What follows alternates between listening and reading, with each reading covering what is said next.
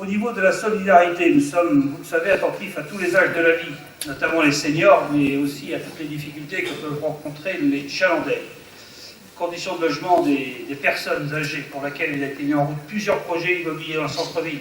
Il y a eu par le passé la résidence du Marais, Fleur de Chaland, la résidence de Logerie, Jean-Jacques en a parlé tout à l'heure, bientôt la future résidence de la ZAC Bonnefontaine, 81 logements pour personnes âgées.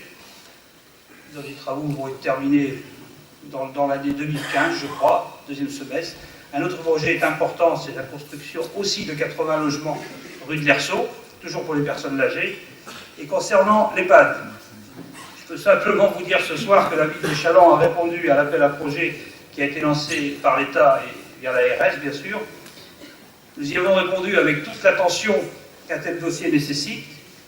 Et croyez-moi, avec Louis-Claude Monet, mon adjoint personnes âgées, nous suivons ce dossier de très près. Nous attendons dans les semaines qui viennent la décision de l'ARS, avec confiance, bien sûr, un peu d'impatience, parce que ça fait, je crois, 5 ou 6 ans que nous battons pour ce dossier. Alors, je ne doute pas un instant que nos atouts seront pris en compte dans le choix final.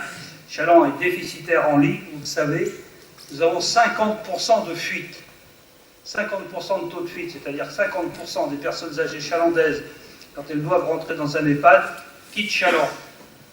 Je crois que les Chalandais ne comprendraient pas qu'on ne puisse pas obtenir cet équipement. Pour une personne âgée, vous le savez, c'est souvent un déchirement déjà de quitter sa maison et de rentrer dans un EHPAD. Quand en plus, vous le déracinez, vous le mettez dans une commune, vous l'éloignez de sa famille, vous l'éloignez de ses amis, c'est une double peine. C'est pas vraiment acceptable. Ce projet est important pour Chaland. Toujours pour nos personnes âgées, nous avons recruté une animatrice pour la solidarité, chère Marie-Jo Brosset, conseillère municipale déléguée. Elle a rejoint notre CCAS, elle est animatrice à mi-temps sur la résidence de Logerie et à mi-temps au pôle Oasis. J'en profite pour remercier les associations du pôle Oasis avec qui ça se passe très très bien.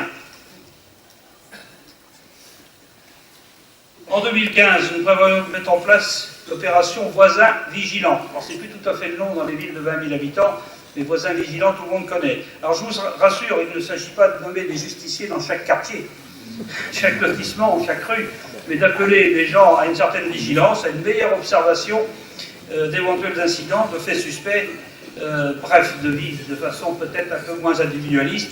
Et pour en discuter souvent avec la gendarmerie, c'est plein de petits détails qui font qu'une enquête avance ou n'avance pas, et il suffit très souvent d'observer. On ne pourra jamais mettre un gendarme derrière chaque personne, mais vous, c'est assez facile des fois d'observer une voiture, une immatriculation, etc. La dernière phase des caméras de vidéoprotection va être mise en opérationnelle dans quelques jours. Là aussi, on a observé cette année avec bonheur une baisse de la délinquance. Alors on ne se réjouit pas trop vite parce que ça c'est très fluctuant. Il ne faut surtout pas baisser notre regard et se reposer sur nos loyers. J'en profite quand même pour remercier tous ceux qui œuvrent sur le terrain à la prévention de la délinquance. C'est un travail très souvent obscur, mais terriblement efficace. C'est essentiel et je crois que les événements récents l'ont montré. On peut aussi se féliciter, là aussi, sans crier victoire, de ne pas avoir à déplorer de morts sur Chaland, de morts par accident de la route en 2014. C'est la deuxième année, 2013 aussi, et je crois que ce n'était pas arrivé depuis très longtemps. Ce n'était là pas le cas sur le reste du territoire.